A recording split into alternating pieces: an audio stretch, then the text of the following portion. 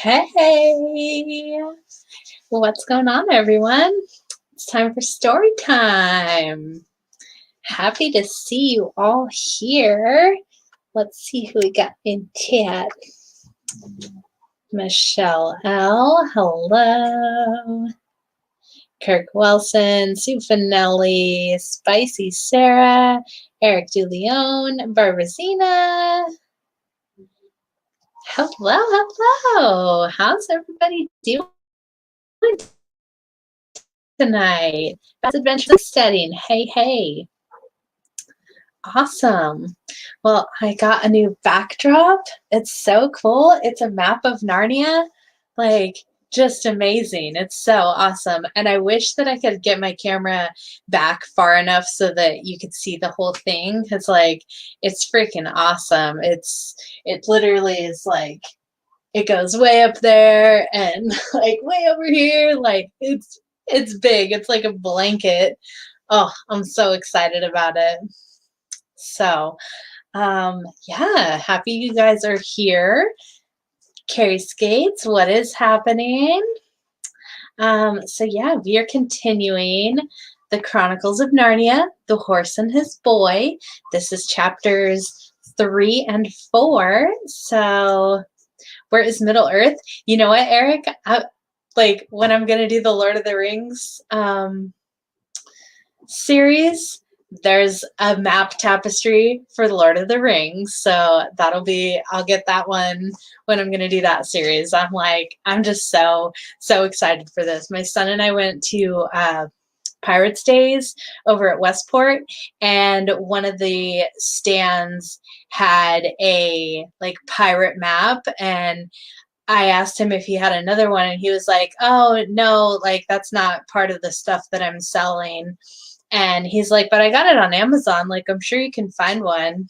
And so then, yeah, I like hopped on there and like, I wonder if they have a Narnia tapestry. And I got one. Like, you can see it says Narnia right here above my head. Like, there's the witch's camp. And dude, like, it's so cool. I wish that you guys could see the whole thing. Like, it's amazing. But there is one for Lord of the Rings as well. So I'll get that one when we're going to do that series. But yeah, just like so worth it. So exciting to have this awesome tapestry. So totally spiced up the stream. But all right, so chapter 3, At the Gates of Tashbaan.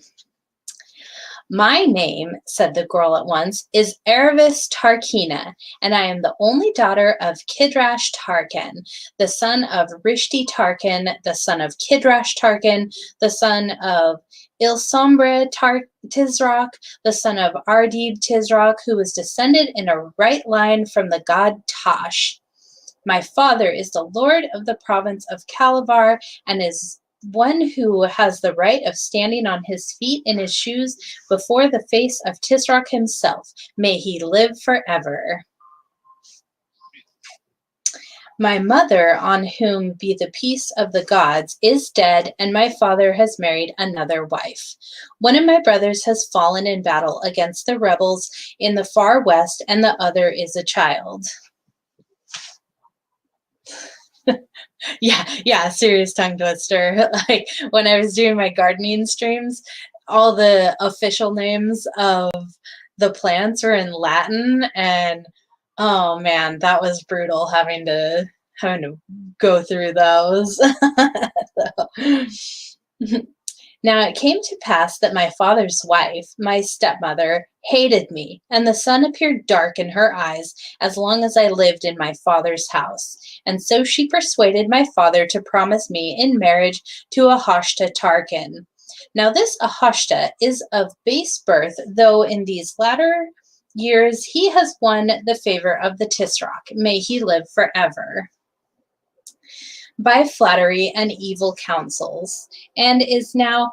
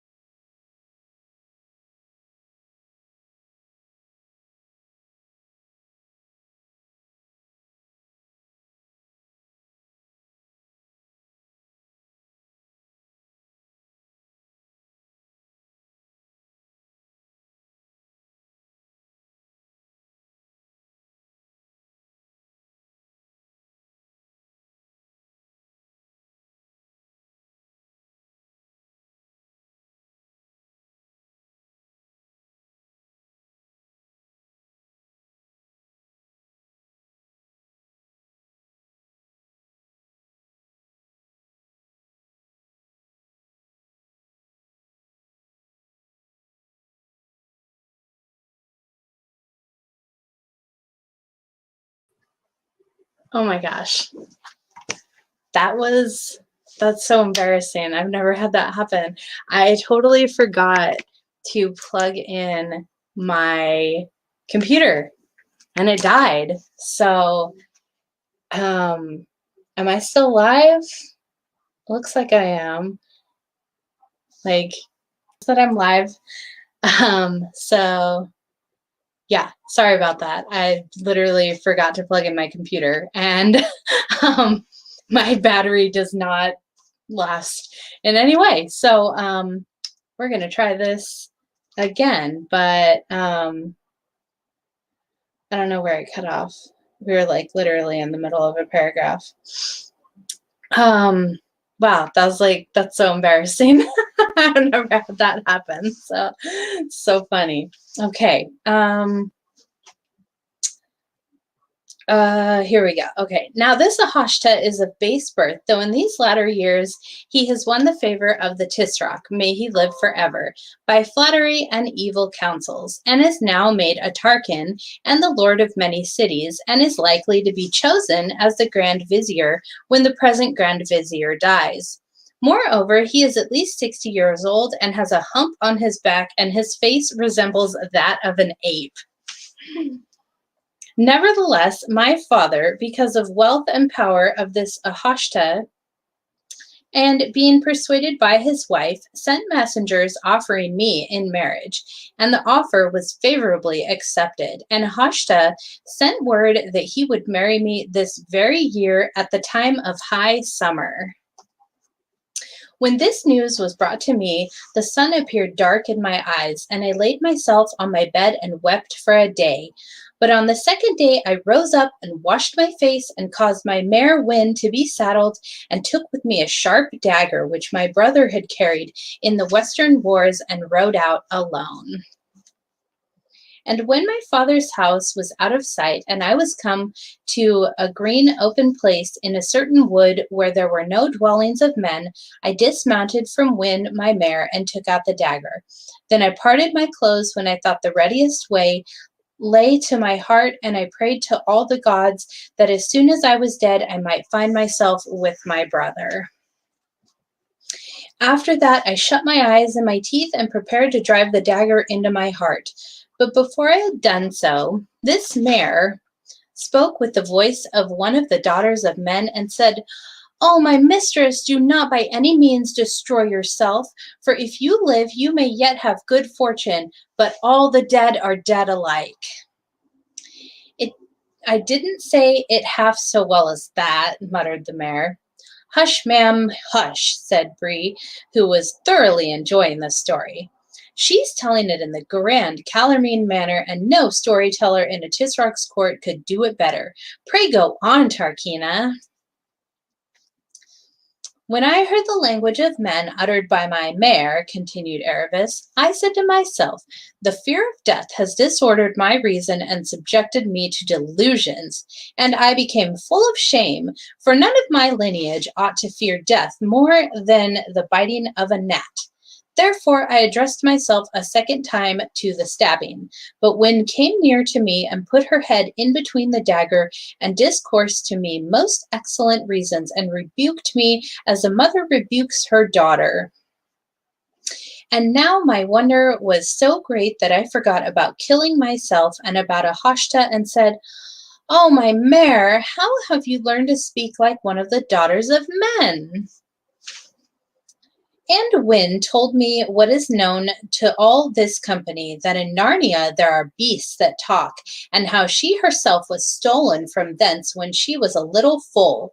She told me also of the woods and waters of Narnia, and the castles and the great ships, till I said, 'In the name of Tash and Azeroth and Zardina, Lady of the Night, I have a great wish to be in that country of Narnia.' 'Oh, my mistress,' answered the mare, 'if you were in Narnia, you would be happy, for in that land no maiden is forced to marry against her will.' And when we had talked together for a great time, hope returned to me, and I rejoiced that I had not killed myself. Moreover, it was agreed between Win and me that we should steal ourselves away together, and we planned it in this fashion. We returned to my father's house, and I put on my gayest clothes and sang and danced before my father and pretended to be delighted with the marriage which he had prepared for me." Oh yeah, my Solar Return shirt. I'm too short for you to actually see it, but you get it. Lowry, hey, what's going on? You made it for story time. Now I lost my place, totally distracted. "Oh," I said to him, "Oh, my father, and oh, the delight of my eyes, give me your license and permission to go with one of my maidens alone for 3 days into the woods to do secret sacrifices to Zardina, Lady of the Night, and of maidens, as is proper and customary for damsels when they must bid farewell to the service of Zardina and prepare themselves for marriage." And he answered, "Oh, my daughter, and oh, the delight of my eyes, so it shall be."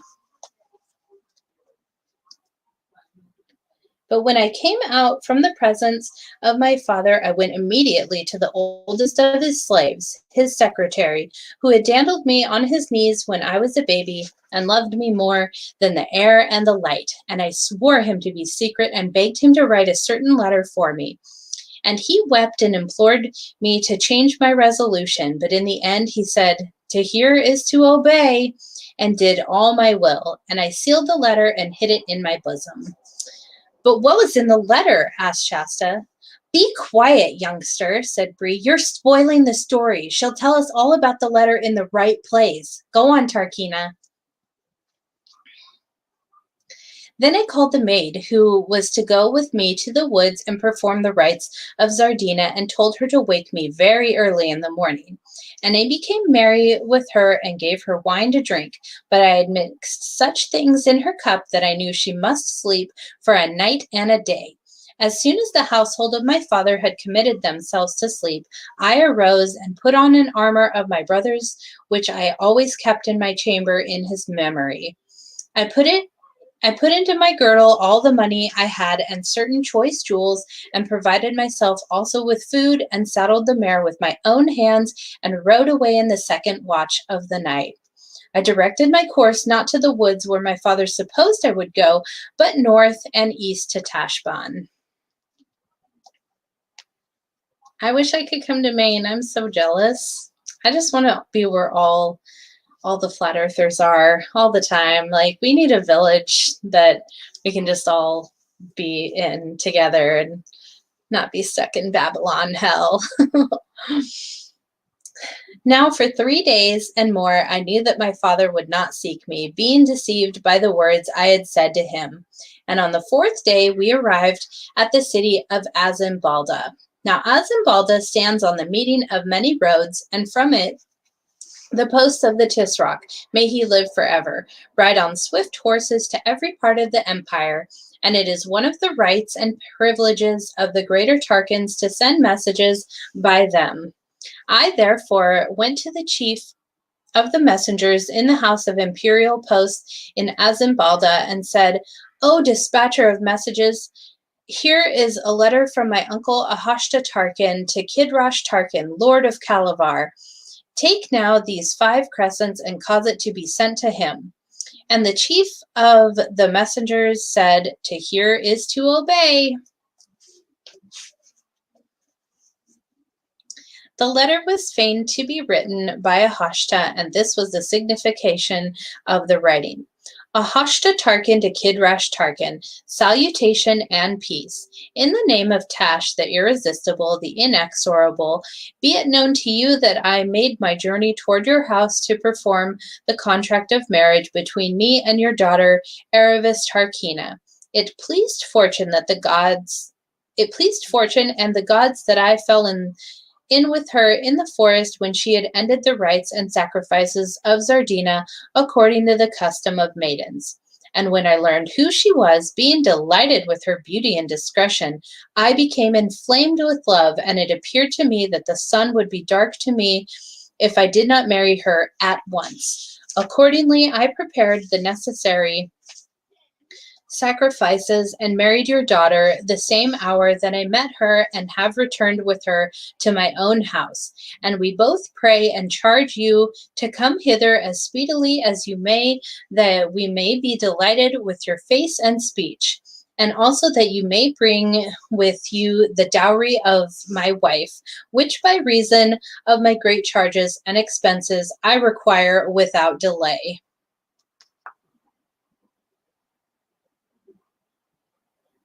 And because thou and I are brothers, I assure myself that you will not be angered by the haste of my marriage, which is wholly occasioned by the great love I bear your daughter, and I commit to you the care of all the gods.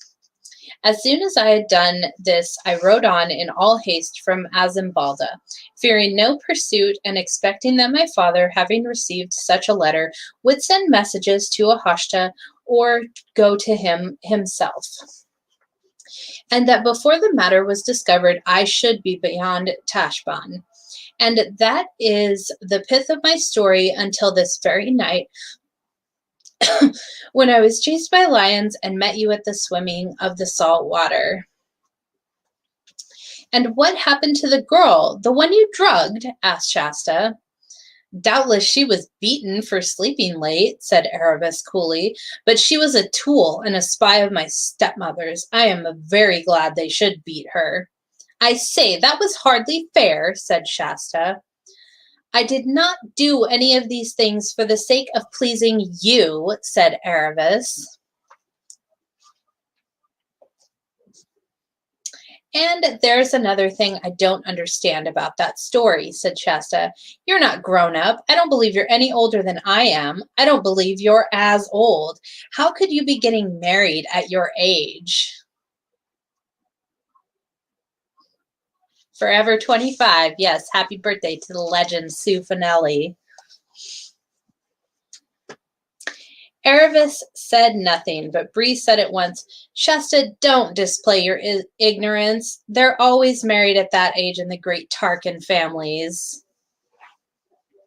Shasta turned very red, though it was hardly light enough for the others to see this, and felt snubbed.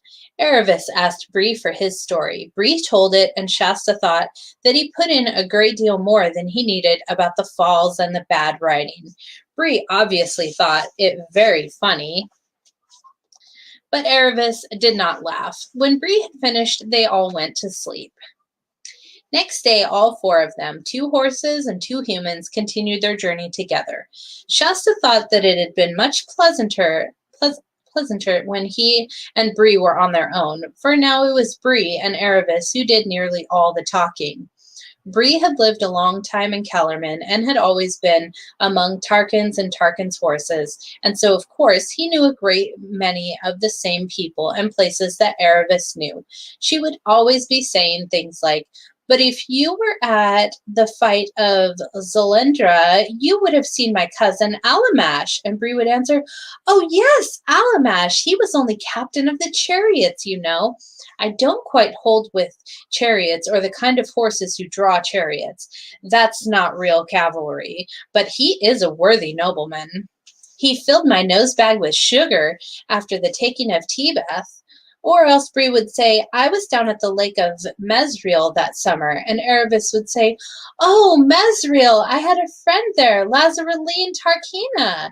What a delightful place it is, those gardens and the Valley of the Thousand Perfumes. Bree was not in the least trying to leave Shasta out of things, though Shasta sometimes nearly thought he was.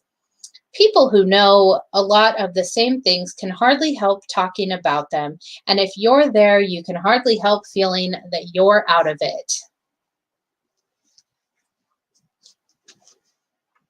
Zulu 1, you made it! Zulu, in case you missed it, it's Sue Finelli's birthday. The legend, team leader, Sue Finelli. When the mare was rather shy before a great warhorse like Bree and said very little, and Aravis never spoke to Shasta at all if she could help it. Soon, however, they had more important things to think of. They were getting near Tashbaan. There were more and larger villages and more people on the roads. They now did nearly all their traveling by night and hid as best as they could during the day. And at every halt, they argued and argued about what they were to do when they reached Tashbaan. Everyone had been putting off this difficulty, but now it could be put off no longer. During these discussions, Aravis became a very little less unfriendly to Shasta. One usually gets on better with people when one is making plans than when one is talking about nothing in particular. Bree said the first thing now to do was to fix a place where they would all promise to meet on the far side of Tashbaan, even if by any ill luck they got separated in passing the city. He said the best place would be the tombs of the ancient kings on the very edge of the desert. Things like great stone beehives, he said, you can't possibly miss them. And the best of it is that none of the Calormenes will go near them because they think the place is haunted by ghouls and are afraid of it. Aravis asked if it wasn't really haunted by ghouls. But Bree said he was a free Narnian horse and didn't believe in those Calormene tales. And then Shasta said he wasn't a Calormene either and didn't care a straw about these old stories of ghouls. That wasn't quite true, but it rather impressed Aravis, though at the moment it annoyed her too. And of course she said she didn't mind any number of ghouls either. So it was settled that the tombs should be their assembly place on the other side of Tashbaan. And everyone felt they were getting on very well till Wynne humbly pointed out that the real problem was not where they should go when they had got through Tashbaan, but how they were going to get through it. We'll settle that tomorrow, ma'am, said Bree. Time for a little sleep now. but it wasn't easy to settle. Aravis's first suggestion was that they should swim across the river below the city during the night and not go into Tashbaan at all. But Bree had two reasons against this. One was that the river mouth was very wide and it would be far too long a swim for Wynne to do, especially with a rider on her back. He thought it would be too long for himself too, but he said much less about that. The other was that it would be full of shipping, and of course, anyone on the deck of a ship who saw two horses swimming past would be almost certain to be inquisitive. Shasta thought they could go up the river above Tashbaan and cross it where it was narrower, but Bree explained that there were gardens and pleasure houses on both banks of the river for miles, and that there would be Tarkans and Tarkinas living in them and riding about the roads and having water parties on the river. In fact, it would be the most likely place in the world for meeting someone who would recognize Aravis or even himself. "We'll have to have a disguise," said Shasta. Wynne said it looked to her as if the safest thing was to go right through the city itself from gate to gate, because one was less likely to be noticed in the crowd. But she approved of the idea of disguise as well. She said both the humans will have to dress in rags and look like peasants or slaves, and all Aravis's armor and our saddles and things must be made into bundles and put on our backs. And the children must pretend to drive us, and people will think we're only pack horses.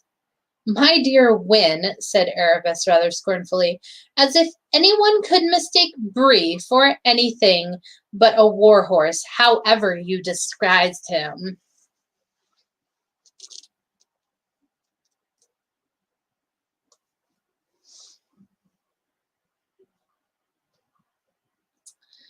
"I should think not, indeed," said Bree, snorting and letting his ears go ever so little back.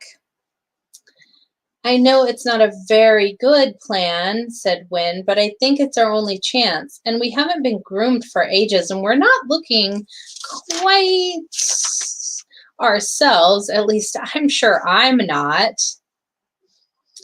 I do think if we get well plastered with mud and go along with our heads down as if we're tired and lazy and don't lift our hooves hardly at all, we might not be noticed. And our tails ought to be cut shorter, not neatly, but all ragged." "My dear madam," said Bree, "have you pictured to yourself how very disagreeable it would be to arrive in Narnia in that condition?" "Well," said Wynne humbly, she was a very sensible mare, "the main thing is to get there." Though nobody much liked it, it was Wynne's plan which had to be adopted in the end. It was a troublesome one and involved a certain amount of what Shasta called stealing and Bree called raiding. One farm lost a few sacks that evening, and another lost a coil of rope the next, but some tattered old boys' clothes for Aravis to wear had to be fairly bought and paid for in a village. Shasta returned with them in triumph just as evening was closing in. The others were waiting for him among the trees at the foot of a low range of wooded hills, which lay right across their path. Everyone was feeling excited because this was the last hill. When they reached the ridge at the top, they would be looking down to Tashbaan. "I do wish we were safely past it," muttered Shasta to Wynne. "Oh, I do," said Wynne fervently.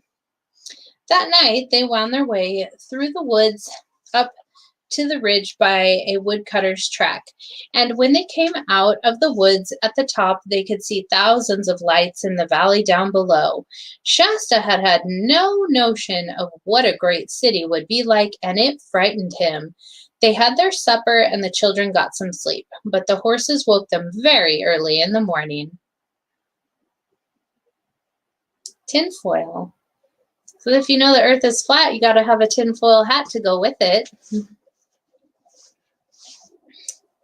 The stars were still out, and the grass was terribly cold and wet, but daybreak was just beginning. Far to their right, across the sea, Erebus went a few steps away into the wood and came back, looking odd in her new ragged clothes and carrying her real ones in a bundle. These and her armor and shield and scimitar and the 2 saddles and the rest of the horse's fine furnishings were put into the sacks. Bree and Win had already got themselves as dirty and bedraggled as they could, and it remained to shorten their tails. As the only tool for doing this was Erebus's scimitar. I don't know why I can't say that word. Scimitar. One of the packs had to be undone again in order to get it out. It was a longish job and rather hurt the horses. My word, said Bree, if I wasn't a talking horse, what a lovely kick in the face I could give you. I thought you were going to cut it, not pull it out. That's what it feels like. But in spite of the semi-darkness and cold fingers, all was done in the end. The big packs bound on the horses and rope halters, which they were now wearing instead of bridles and reins, in the children's hands, and the journey began. Remember, said Bree, keep together if we possibly can. If not, meet at the tombs of the ancient kings, and whoever gets there first must wait for the others. And remember, said Shasta, don't you 2 horses forget yourselves and start talking, whatever happens. Shasta falls in with the Narnians. Chapter 4. At first, Shasta could see nothing in the valley below him but a sea of mist with a few domes and pinnacles rising from it. But as the light increased and the mist cleared away, he saw more and more. A broad river divided itself into 2 streams, and on the island between them stood the city of Tashbaan, one of the wonders of the world. Round the very edge of the island, so that the water lapped against the stone, ran high walls strengthened with so many towers that he soon gave up trying to count them. Inside the walls, the island rose in a hill, and every bit of that hill up to the Tisrock's palace and the great temple of Tash at the top was completely covered with buildings. Terrace above terrace, street above street, zigzag rows or huge flights of steps bordered with orange trees and lemon trees and roof gardens, balconies, deep archways, pillared colonnades, spires, battlements, minarets, pinnacles, and when at last the sun rose out of the sea and the great silver-plated dome of the temple flashed back its light, he was almost dazzled. Got a picture for you. The city. I don't know if it'll focus, but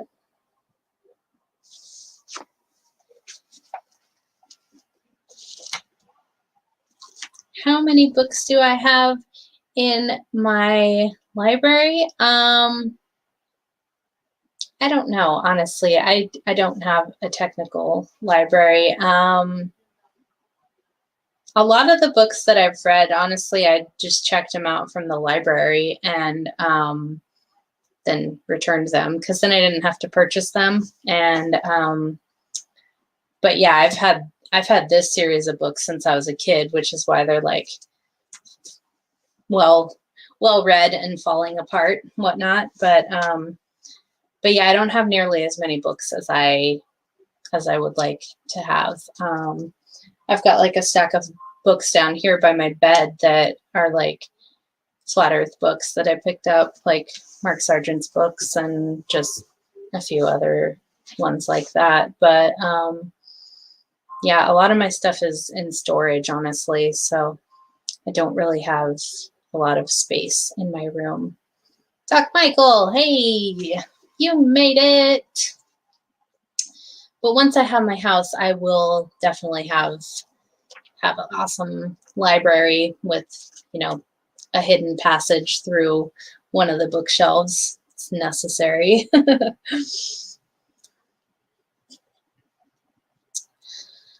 The riverbanks on either side of the valley were such a mass of gardens that they looked at first like forest until you got closer and saw the white walls of innumerable houses peeping out from beneath the trees.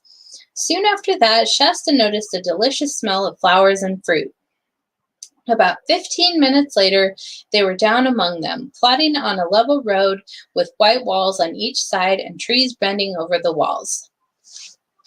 "I say," said Shasta in an odd voice, "this is a wonderful place." "I dare say," said Bree, "but I wish we were safely through it and out at the other side. Narnia and the North." Into the sex dungeon. That's great. I mean, only if you've been good or bad. I don't know which way it works, but yeah. Anyway, this is a children's story. Don't distract me. Oh my gosh. But kind of in that line, I emailed Karen to get on the guest list of her singles, whatever the hell, at Flattoberfest. So that should be fun. See how many Flat Earth boys try and steal me. Good times. Anyway. At that moment, a low throbbing noise began, which gradually swelled louder and louder till the whole valley seemed to be swaying with it. It was a musical noise, but so strong and solemn as to be a little frightening. "That's the horns blowing for the city gates to be open," said Bree. "We shall be there in a minute. Now, Erebus, do droop your shoulders a bit and step heavier and try to look less like a princess. Try to imagine you've been kicked and cuffed and called names all your life." No, I don't have my ticket. I still need to buy my ticket. And I'm probably driving over there, so I don't need to buy plane tickets. And then I'm just going to trust that I can stay with someone. I don't know. There's a couple people over there that I can ask to stay with them. So I'm not really worried about it. So why is my face red? Probably because I got put on the spot and got embarrassed. So, thank you for pointing that out. Now it's probably red again. Oh my gosh. If it comes to that, said Erebus, what about you drooping your head a bit more and arching your neck a bit less and trying to look less like a warhorse? Hush, said Bree, here we are. Good idea, get more fun.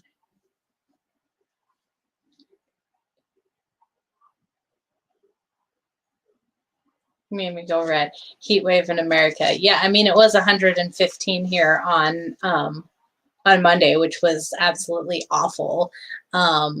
But yeah, pretty funny. I don't really get embarrassed, but when I'm just on a stream by myself, you can get my cheeks to turn rosy, but I don't know. I don't really get embarrassed, I guess, but if I get put on the spot, then I get like an awkward flush. So there you go. Walter Williams, hello, hello. Glad I'm done driving. Yeah, I'm probably driving from Washington to South Carolina, so that's going to be just insanity, but whatever. It's going to be fun too. So anyway, stop distracting me. And they had come to the river's edge, and the road ahead of them ran along a many-arched bridge.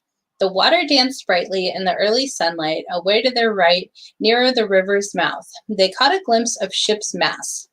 Several other travelers were before them on the bridge, mostly peasants driving laden donkeys and mules or carrying baskets on their heads. The children and horses joined the crowd. Is anything wrong? Whispered Shasta to Erebus, who had an odd look on her face. Oh, it's all very well for you, whispered Aravis, rather savagely. What would you care about Tashbaan? But I had to be riding in on a litter with soldiers before me and slaves behind, and perhaps going to a feast in the Tisrock's palace. May he live forever, not sneaking in like this. It's different for you. Shasta thought all this very silly.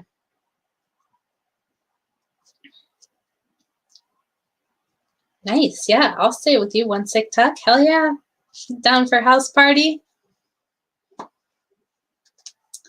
At the far end of the bridge, the walls of the city towered high above them, and the brazen gate stood open in the gateway, which was really high but looked narrow because it was so very high. Half a dozen soldiers, leaning on their spears, stood on each side. Erebus couldn't help thinking they'd all jump to attention and salute me if they knew whose daughter I am. But the others were only thinking of how they'd get through and hoping the soldiers would not ask any questions. Fortunately, they did not. But one of them picked a carrot out of the peasant's basket and threw it at Shasta with a rough laugh, saying, "Hey, horse boy, you'll catch it if your master finds you've been using his saddle horse for pack work." This frightened him badly, for of course it showed that no one knew anything about horses. No one who knew anything about horses would mistake Bree for anything but a charger. "It's my master's orders, so there," said Shasta.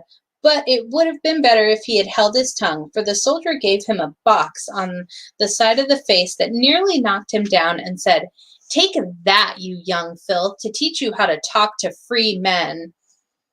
But they all slunk into the city without being stopped. Shasta cried only a very little. He was used to hard knocks. Inside the gates, Tashbaan did not at first seem so splendid as it had looked from a distance. The first street was narrow, and there were hardly any windows in the walls on each side. It was much more crowded than Shasta had expected. Crowded partly by the peasants on their way to market, who had come in with them, but also with water sellers, sweetmeat sellers, porters, soldiers, beggars, ragged children, hens, stray dogs, and barefooted slaves. What you would chiefly have noticed if you had been there was the smells, which came from unwashed people, unwashed dogs, scent, garlic, onions, and the piles of refuse which lay everywhere. Shasta was pretending to lead, but it was really Bree who knew the way and kept guiding him by little nudges with his nose. They soon turned to the left and began going up a steep hill. It was much fresher and pleasanter, for the road was bordered by trees and there were houses only on the right side. On the other, they looked out over the roofs of houses in the lower town and could see some way up the river. Then they went round a hairpin bend to their right and continued rising. They were zigzagging up the center of Tashbaan. Soon they came to finer streets. Great statues of the gods and heroes of Kellerman, who were most impressive rather than agreeable to look at, rose on shining pedestals. Palm trees and pillared arcades cast shadows over the burning pavements. And though the arched gateways of many a palace Shasta caught sight, and through the arched gateways of many a palace, Shasta caught sight of green branches, cool fountains, and smooth lawns. It must be nice inside, he thought. Going to spend 800 just on travel? No. I mean, the most I'm going to spend on is gas. And I know people from here all the way to South Carolina that I'm trusting that someone is going to have a room for me. Like, I'm very confident that y'all will provide everything that I need on my trip, and it'll be awesome. And yeah, I'm very, very much looking forward to it. So no worries at all. And I'll be bringing a ton of my domes with me. So that will pay for my whole trip, really. So yeah, I will be provided for. Yah has always been very good to me in the past, so I am confident that I will have a great time. Either way, I'm getting there, and I will not be taking a flight that requires me to get tested or jabbed or anything like that. But if I fly, then I fly. But yeah, I most likely will be driving. So, and there's people over here in Washington that they might ride with me. So then, we'd be splitting costs, whatever. There's still time to figure it out, but I trust that Yah will provide for me. So at every turn, Shasta hoped they were getting out of the crowd, but they never did. This made their progress very slow, and every now and then they had to stop altogether. This usually happened because a loud voice shouted out, "Way, way, way for the Tarkin, or for the Tarkina, or for the 15th Vizier, or for the Ambassador." And everyone in the crowd would crush back against the walls, and above their heads, Shasta would sometimes see the great lord or lady for whom all the fuss was being made, lolling upon a litter which 4 or even 6 gigantic slaves carried on their bare shoulders. For in Tashbaan, there is only one traffic regulation, which is that everyone who is less important has to get out of the way for everyone who is more important, unless you want a cut from a whip or a punch from the butt end of a spear.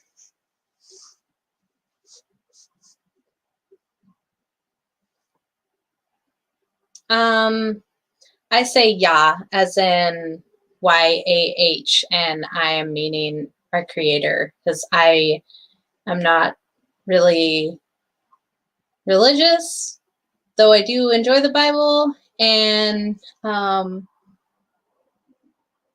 yeah, I follow God. But if you look into like the old translations of God, like that doesn't actually mean what we think it does, and so I say Yah, or our Creator, or the Great Spirit. But yeah, whatever you want to call him, he knows who he is. And but yeah, I normally say Yah, just because it's short and easy and straight to the point. So there you go. It was in a splendid street very near the top of the city. The Tisrock's palace was the only thing above it, that the most disastrous of these stoppages occurred. "Way, way, way," came the voice. "Way for the white barbarian king, the guest of the Tisrock, may he live forever. Way for the Narnian lords." Shasta tried to get out of the way and to make Bree go back, but no horse, not even a talking horse from Narnia, backs easily. And a woman with a very edgy basket in her hands, who was just behind Shasta, put the basket hard against his shoulders and said, "Now then, who are you shoving?" And then someone else jostled him from the side, and in the confusion of the moment, he lost hold of Bree. And then the whole crowd behind him became so stiffened and packed tight that he couldn't move at all.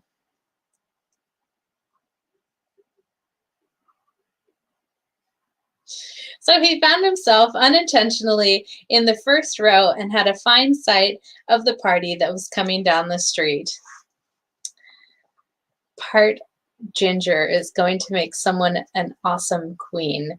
Yeah, if only would provide me with the like bear man boyfriend, whatever that I want. But yeah, currently my path is to just stay single and read stories to people and just wait and toil in my fields. So yeah. Anyway, again,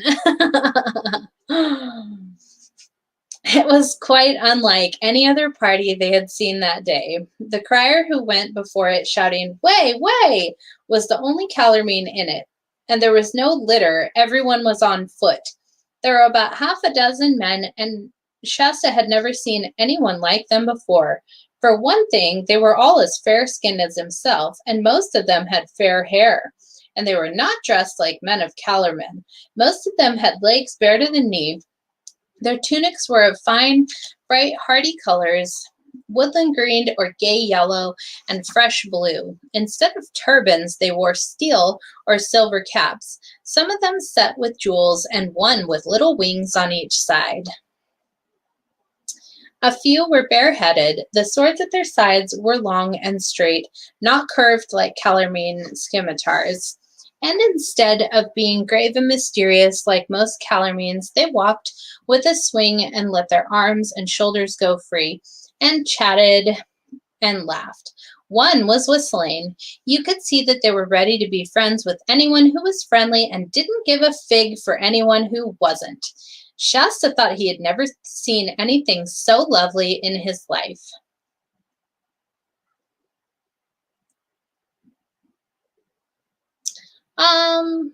Yeah, it's not bad. I mean, I enjoy being single. I think I'm just like feeling it because I literally just broke up with someone like yesterday, but it's okay. I mean, it is what it is, and that's not really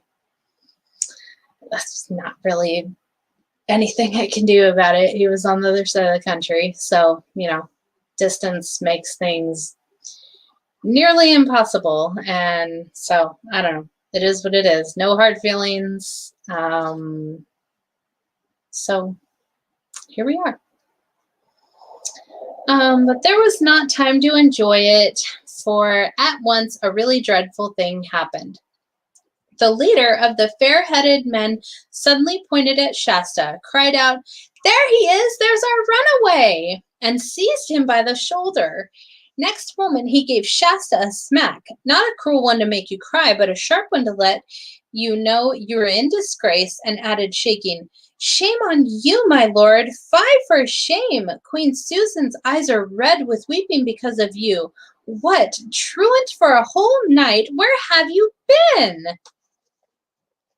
And Shasta would have darted under Bree's body and tried to make himself scarce in the crowd if he had had the least chance, but the fair-headed men were all round him by now, and he was held firm. Of course, his first impulse was to say that he was only poor Arshish, the fisherman's son, and that the foreign lord must have mistaken him for someone else. But then the very last thing he wanted to do in that crowded place was to start explaining who he was and what he was doing. If he started on that, he would soon be asked where he had got his horse from and who Erebus was, and then goodbye to any chance of getting through Tashbaan. His next impulse was to look at Bree for help, but Bree had no intention of letting all the crowd know that he could talk, and stood looking just as stupid as a horse can.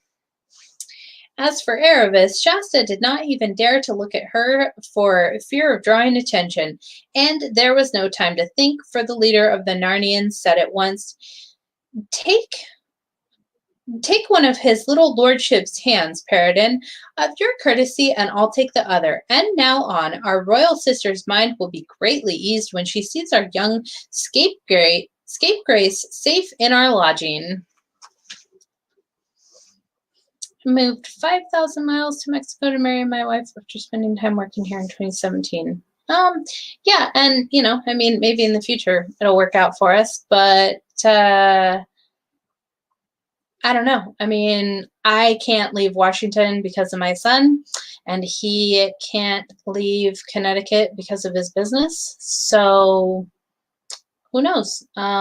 Maybe in the future it'll work out. Maybe it won't. Maybe I will find someone who is close by. Maybe I'll find someone who's willing to move here for me. Maybe, yet again, trusting that Yah will provide what is needed in my time. Right now, I'm just trying to focus on growing my garden and growing in myself and just being better. And whenever the time is right, that person will come to me. And if he doesn't, then I will just continue doing my thing. It's really all there is for it. Yeah, I mean, there's a reason and a season for everything that happens. So right now it's not my season. So it's all good. It's all good in the hood, man.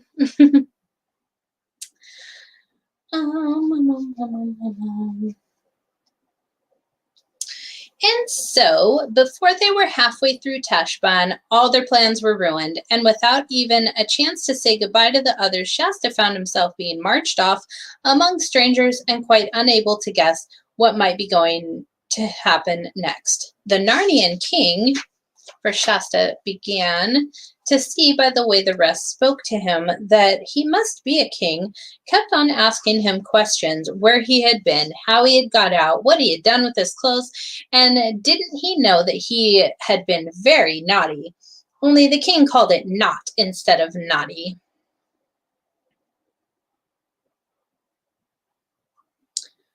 Didn't know he was going out with Zulu. No, Zulu is my best friend, but not my boyfriend. Oh, that's hilarious. No, yeah, Zulu is definitely just my awesome pal, but yeah, that's it. No, I had met a bear on the Beartaria Times app, and we were talking a lot, and we hit it off really well, and it was awesome, and we were going to try to make things work, but it just didn't right now. So, you know, it's all good. I don't know, everything really happens for reasons, so whatever. You'll get a flat earth boyfriend at Flattoberfest, hopefully closer to home. Yeah, I mean, who knows? I don't know the plan. I'm just going along for the ride. So, yeah.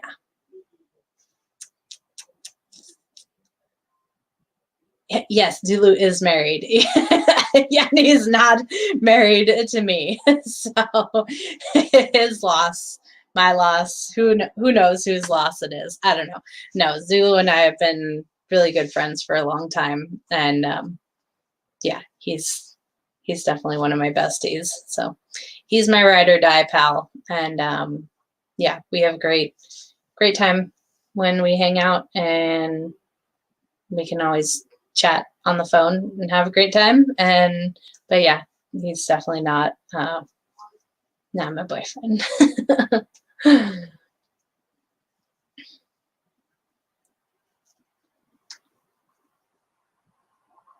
Said I didn't even want to get married. 3 years married next week. Yeah, I mean, that's pretty much how it happens. Is you're like, oh, nope, this isn't going to happen for me. And then the universe is like, hey, I gotcha. This person is for you. And so they always find you when you aren't looking for them, when you least expect it, and when you pretty much have like given up, like, I don't want to say given up hope, but you've just like, you just stop thinking about like finding that, and then it finds you. So yeah. Shasta said nothing in answer because he couldn't think of anything to say that would not be dangerous. What? All mum, asked the king. I must plainly tell you, prince, that this hangdog silence becomes one of your blood even less than the scape itself. To run away might pass for a boy's frolic with some spirit in it, but the king's son of Archenland should avouch his deed, not hang his head like a Calamine slave. This was very unpleasant, for Shasta felt all the time that this young king was the very nicest kind of grown-up and would have liked to make a good impression on him. The strangers led him, held tightly by both hands, along a narrow street and down a flight of shallow stairs, and then up another to a wide doorway in a white wall with 2 tall, dark cypress trees, one on each side of it. Once through the arch, Shasta found himself in a courtyard, which was also a garden. A marble basin of clear water in the center was kept continually rippling by the fountain that fell into it. Orange trees grew round grew round it out of smooth grass, and the four white walls which surrounded the lawn were covered with climbing roses. The noise and dust and crowding of the streets seemed suddenly far away. He was led rapidly across the garden and then into a dark doorway. The crier remained outside. After they took him along a corridor where the stone floor felt beautifully cool to his hot feet and up some stairs, a moment later he found himself blinking in the light of a big, airy room with wide open windows, all looking north so that no sun came in.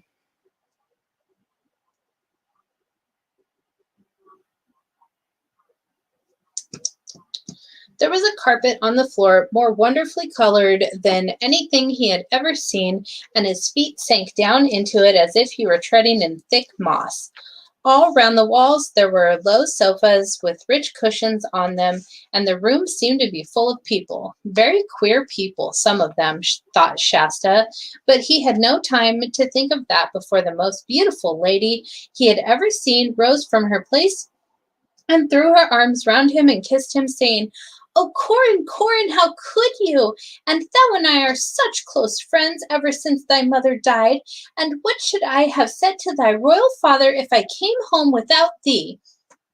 It would have been a cause of almost of war between Archenland and Narnia, which are friends time out of mind. It was not, playmate, very not of thee to use us so."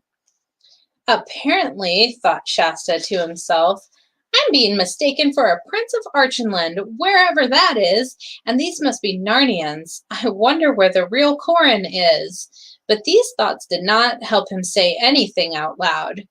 Where hast been, Corin? Said the lady, her hand still on Shasta's shoulders. I don't know, stammered Shasta. There it is, Susan, said the king. I could get no tale out of him, true or false.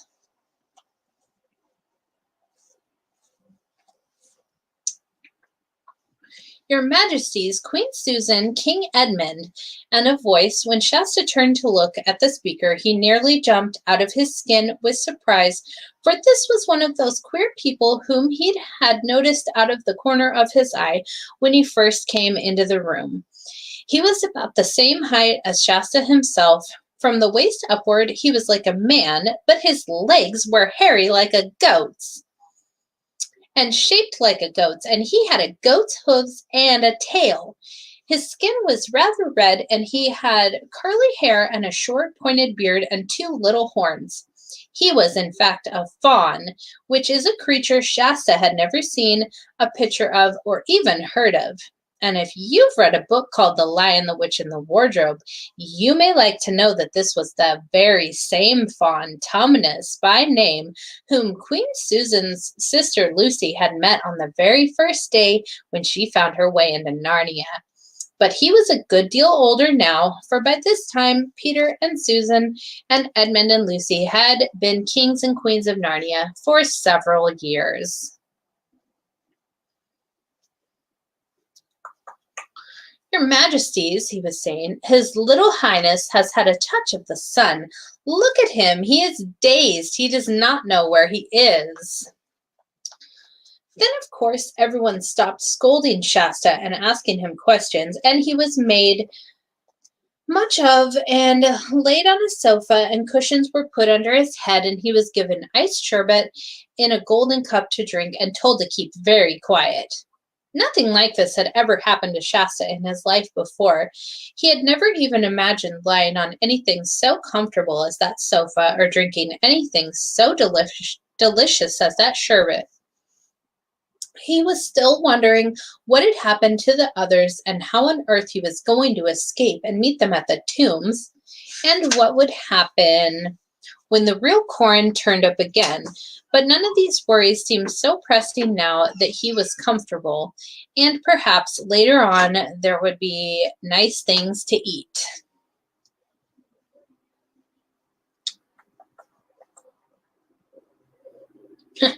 A fawn, I don't trust those creatures. I mean, you never know what a fawn's gonna do. Just really never know. It's the satires you really have to watch out for, though.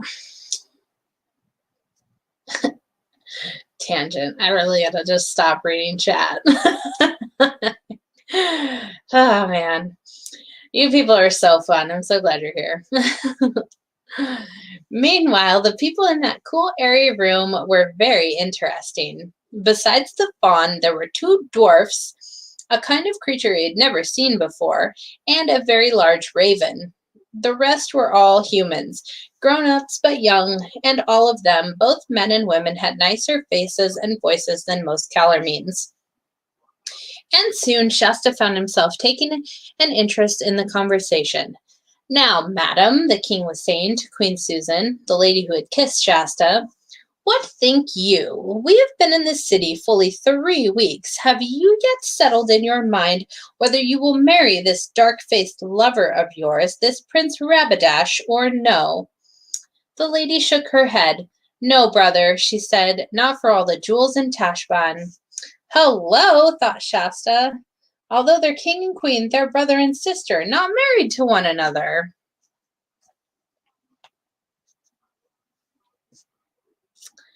Who are you and where am I? That's why I'm sticking the Dottie's story and a beer.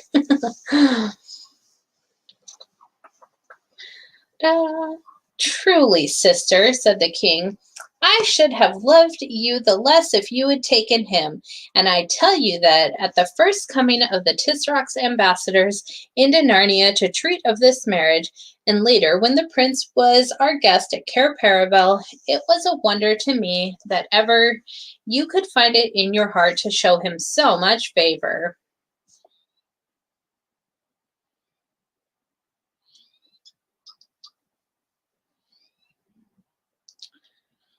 That was my folly, Edmund, said Queen Susan, of which I cry you mercy.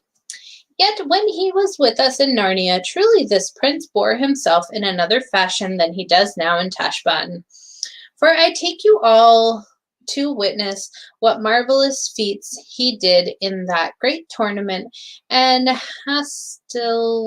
Hastelude, which our brother the High King made for him, and how meekly and courteously he consorted with us the space of 7 days. But here in his own city he has shown another face.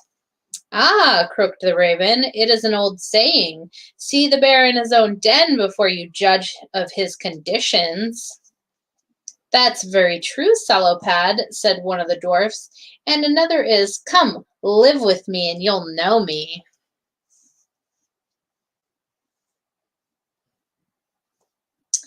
Yes, said the king, we have now seen him for what he is. That is, a most proud, bloody, luxurious, cruel, and self-pleasing tyrant. Then, in the name of Aslan, said Susan, let us leave Tashbaan this very day. There's the rub, sister, said Edmund. For now, I must open to you all that it has been growing in my mind these last 2 days and more. Paradan, of your courtesy, look to the door and see that there is no spy upon us. All well, so for now we must be secret.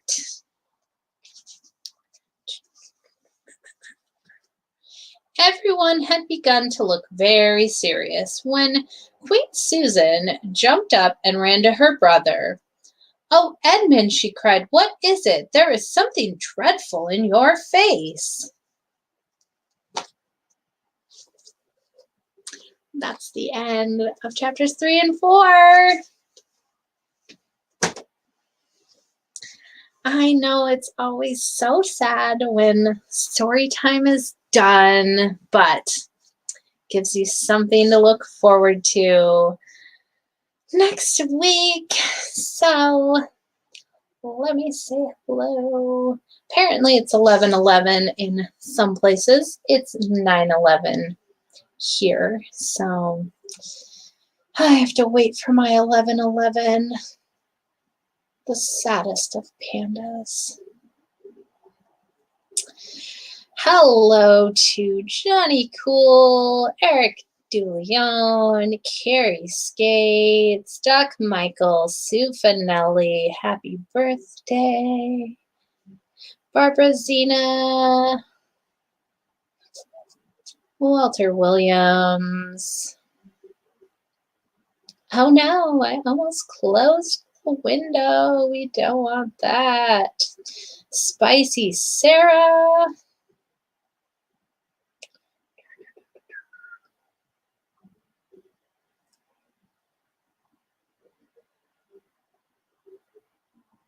Scrolling, one sick tuck.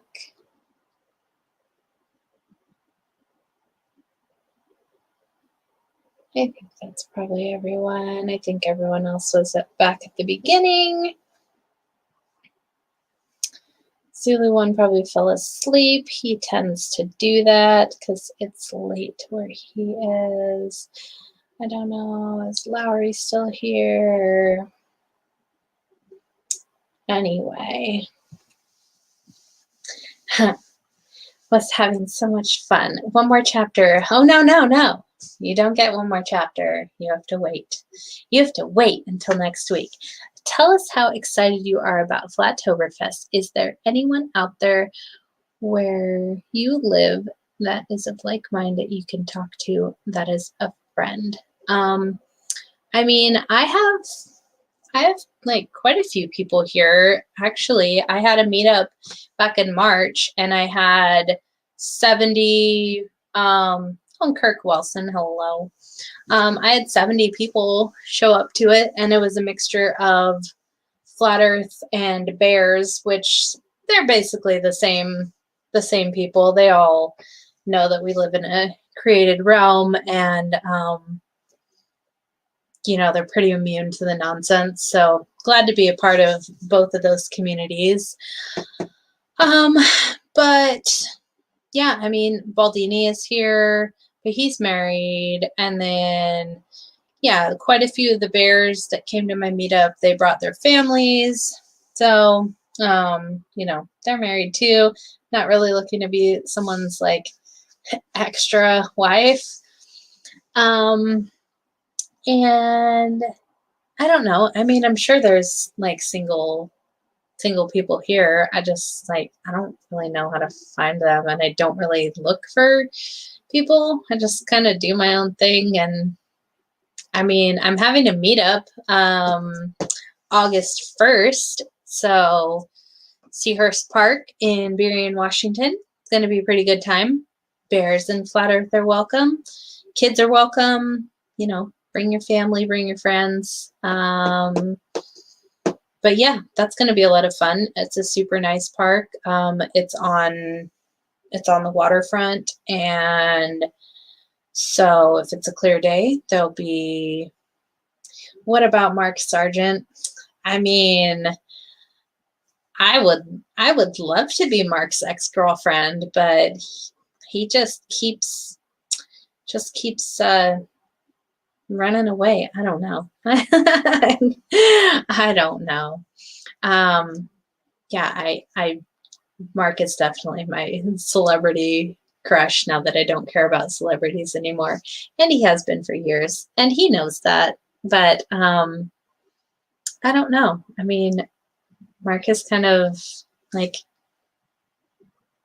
he can be social, but I feel like he's just kind of a loner in a way. Like, he just does his own thing. I do my own thing. I don't know.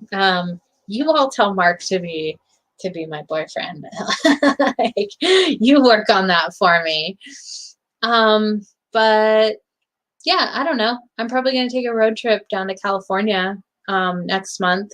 I'm going to go visit Sue Finelli, and I'm going to visit my aunt and Doc Michael. If you're in the area, I can visit you too. Yeah, and Mr. Crumb, he's down in LA, so we'll probably have lunch while I'm down there. So I don't know. Yeah, I mean, there's people everywhere. So there you go. I don't know. I mean, you can't really find someone if you aren't like looking for people, I guess. I don't know. Well, yeah, Barbara, you're in California too. So yeah, I mean, really, like if I'm coming down there, like one of you should just plan a meetup and then I can come and visit all of you all at once. Like that's really what you should do. So, but yeah, I am taking off the last week of July, and my son and I are going to go on a road trip down to California and back. So should be a lot of fun. I'm excited to see all the peoples. So yeah. I said one word to you. I mean, did you catch me by the time that like I was losing my voice? Because I was starting to lose my voice by the end of the meetup on Friday, and then by the end of Saturday I had no voice at all because so many people wanted to talk to me for 2 days straight, because I have just become some weird famous person just by like being a stalker of calling into Mark Sargent's show, and to like people know me now, and it's beyond weird. Definitely like a weird famous person. And so yeah, if you caught me at that point when I had lost my voice, yeah, I was trying to not talk to anybody. And also I'm just like very awkward in person sometimes, and I get socially overwhelmed and I need to like recoup, and so I like to silently observe. I'm definitely like an introverted extrovert, so I can be very social, and then I need to just like be quiet and recharge. So but yeah, I apologize if I was rude at all, but most of the times it's just that I am awkward, and I'm sorry, I'm dying. It was late Saturday. Yeah, at that point I had literally no voice at all. Like none. But yeah, I get very awkward and weird, and just that's really about it. But yeah. Anyway, I thank you all for being here. This has been Story Time with Dottie, and I will see you all next week, 8 p.m. Wednesday. We'll be reading chapters 5 and 6. Much love. See y'all on the flat side. Bye.